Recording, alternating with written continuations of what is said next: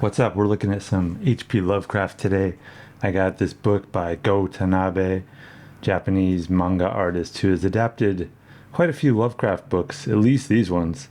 Call of Cthulhu, At the Mountains of Madness, The Shadow over Innsmouth, and The Hound and other stories. And I think The Color Out of Space is the one I've already read before this. It's the only other one I read, but he's really taken it upon himself to do a lot of Lovecraft adaptations. And the one we're looking at is, yeah, it's going to be The Call of Cthulhu, which is about a 260 page or so book. And I don't actually have the English version. I don't usually buy things. So I just found online a Spanish version. And the art's the same though. And I'm just going to give you a brief overview of how it looks inside. Help you decide if you want to read it, maybe buy it. It's up to you. So let's get started. So I'm going to switch over to my edition, which, as you can see, La Llamada de Cthulhu. Gou Tanabe is his name, or Tanabe Go in Japanese. And this book actually came out in 2019.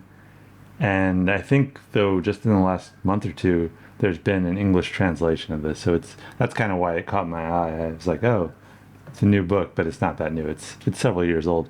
But anyways, it's adapted from the H.P. Lovecraft story that I think came out in, I want to say 1928. I could be a bit wrong on that year, but anyways, I read the story Lovecraft a long time ago, the original. I read a good amount of Lovecraft. I've never I can never say I've really been a huge fan of Lovecraft, but I kind of admire some of his ideas, and some of his stories are better executed than others. Some of them are pretty boring, but I think, though, my overall impression... Well, let me just show you his art. His art's pretty great. I think you could probably not get better art. There have been plenty of people who have adapted Lovecraft, but this opening part, though, I don't know if he colored this or what. This is not his usual art. This is... most of the art is black and white. And, yeah, The Call of Cthulhu. So... Okay, so... basically, the story of this, if you don't know, is basically that this guy inherits these papers, and he starts investigating and hearing all these stories about this cult of Cthulhu. And if you haven't seen the Cthulhu monsters, they're kind of like these big octopus, kind of dragon things. And so his art is pretty amazing, though. I think he's pretty good. The only thing I don't think he does well is some of his characters can look kind of similar, and some of his action sequences can be a little confusing, but overall, he has a lot of, he's really good at architecture, really good at just kind of like navigating these large scenes and dropping a lot of images on the scenes that are just very much like could be posters. I'm sure we'll get to one of them soon. Yeah, so typical, like these parts where this guy's describing his dreams, I thought looked pretty good. Okay, so here's like the first kind of page that could be a poster, clearly, but not much is happening in this one. But you can see that, I mean, this must have taken him forever. Like, he just has so much detail and beautiful stuff. And then one thing in this that's kind of weird is that a lot of the bubbles don't have like pointers to let you know. I mean, usually, like in this case, it's clear who's talking, but sometimes there'll be a few people in it. They don't. Sometimes there's a few pointers, like the tails of the balloons, to let you know. But sometimes they're just not there, and it's kind of weird. I'm like, it's not that hard to include the pointers just to let you know who's talking. So anyways, like the story kind of stays with this. Okay, so here's another pretty big page that, I mean, you couldn't ask for a better artist, I think, to adapt Lovecraft. And I don't know if he's done other works besides Lovecraft adaptations.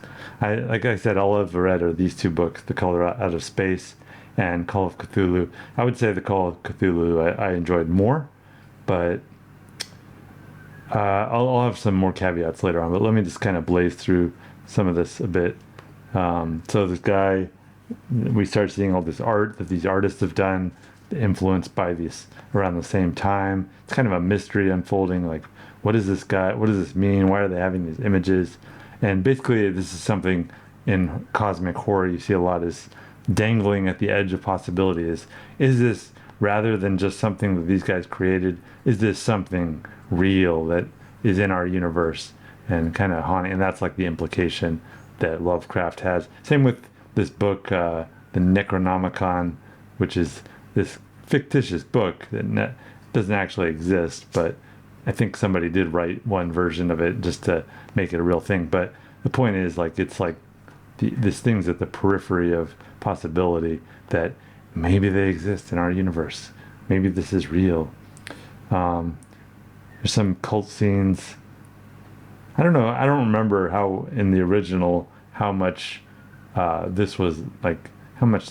Because I don't think of Lovecraft as being good at action sequences, and this comic includes some definite action sequences that I don't remember quite well. So I wouldn't mind rereading the novel. I mean, the short story, to kind of get my bearings on how accurate it was to this. So like I said, yeah, his art, very good. So I guess what I wanted to say was that, like, this came up in some of my other videos recently, is that I'm not a huge fan of horror, which I guess maybe why I don't like Lovecraft that much. I mean, I like him as much as I can, but I'm just not a big horror enjoyer. Because I think the basic message of horror is that, like, you know, things are horrible. And that's like the message that you walk away with. And whatever the angle, whether it's a serial killer or a psycho clown or some demon or something, ghosts, it's like things are horrible. That's the message. Yeah, so beautiful architecture and stuff, but just the overall, I mean, the overall vibe though of cosmic horror, I would say I prefer to like a serial killer or something that's just like plaguing. I mean, to me, like, there's kind of this cool thing about cosmic horror is that this is how we view like some insects, or this is how we view bacteria and stuff. So it's like, it's not inconceivable that there might be beings larger than us that view us in the same way that we view those things. Yeah, but look at these. This looks very much like Gustave Doré, like his images of if you look at his drawings of the Divine Comedy and hell, things like that. So much detail and so many people thrown in this image. I'd be curious to know how long he takes to do these. And yeah, it looks almost like bas relief, the level of black and white imagery. So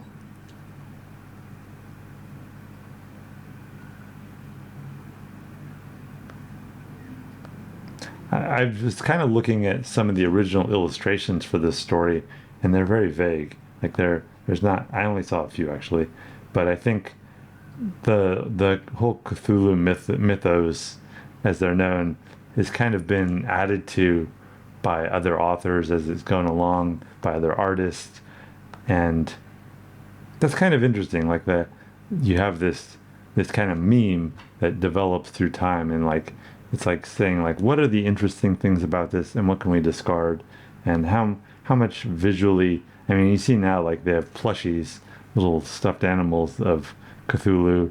So there's like cute versions. There's you've probably seen them.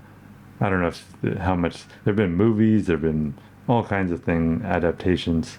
I know that Nicolas Cage has a adaptation of The Color Out of Space, I think.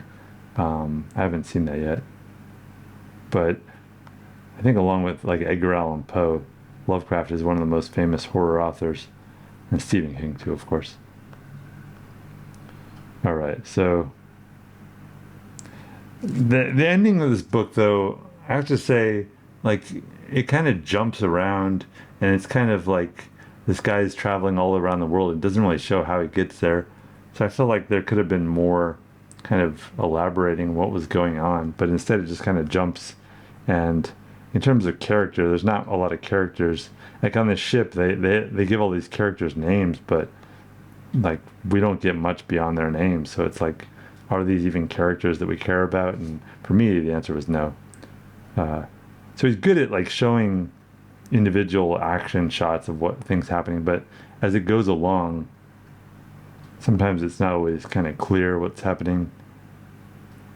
And like I said, some of his characters look very similar, and I couldn't know. I mean, Armstrong, Hawkins, Guerrera, Rodriguez, but who are these characters? I don't know. They're just I've completely forgotten them. There's no personality in these characters, and I don't know if that's more Lovecraft's fault or Gou Tanabe, but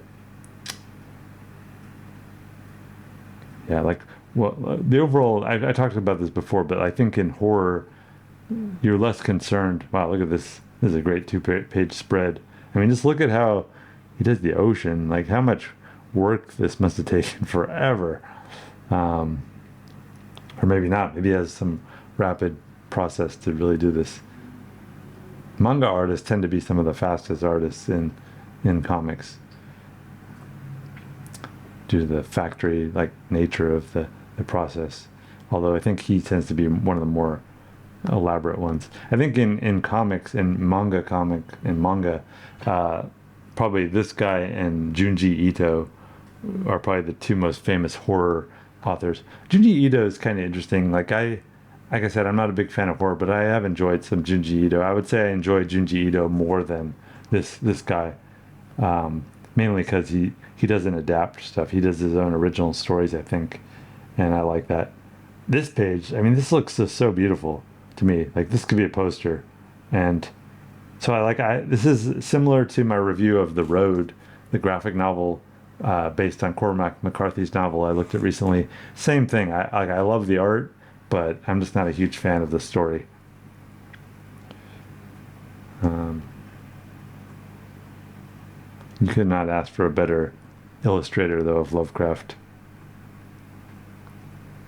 Yeah, look at this.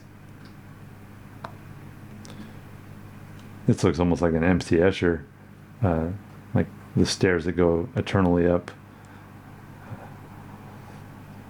So they go to this mysterious city and explore the architecture, and then they discover Cthulhu's there. Da, da, da.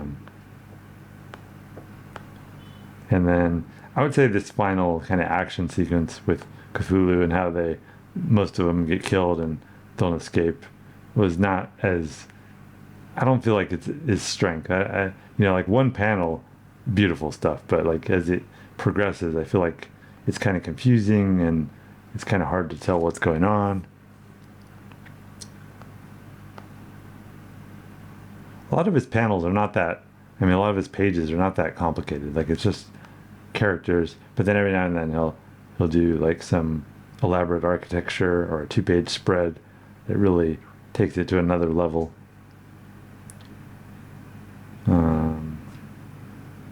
Yeah, okay, so I'm not going to add much more to this. But just like every two-page spread, you just kind of have to pause. Usually there's no dialogue. It's just like you got to like pause, take a few breaths, and just take it all in because it's just so beautiful and like looks so realistic, and the amount of work that he puts in really shows.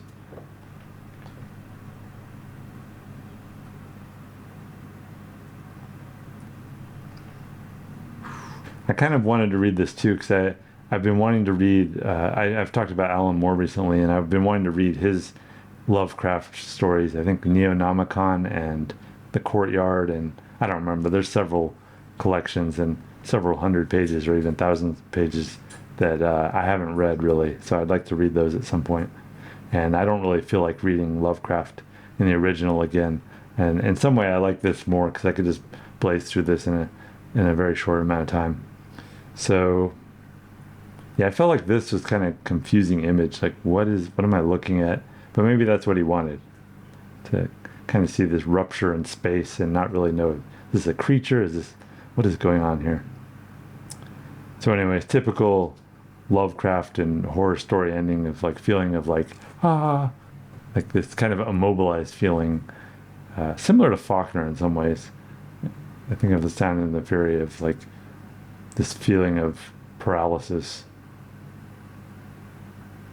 I would love to see this guy do like some science fiction stories because he draws just such beautiful like fantasy stuff. And I'm curious if he's done other stuff besides Lovecraft. I hope he has, but perhaps not. Maybe Lovecraft is his thing. The ominous glare of Cthulhu. And that's the end. All right. So, final thoughts, I guess. If you like Lovecraft, if you like horror, then I don't think you could ask for a better adaptation. My criticisms, like, they just kind of tend to come from my kind of general stance on horror is it's not my favorite genre. But if you like horror and you like comics, then if you like Lovecraft, I don't think you could ask for something better. So that's it for today. Make sure you're subscribed because I've been looking at tons of comics and I will continue to do so. So see you in the next episode of Design Lab.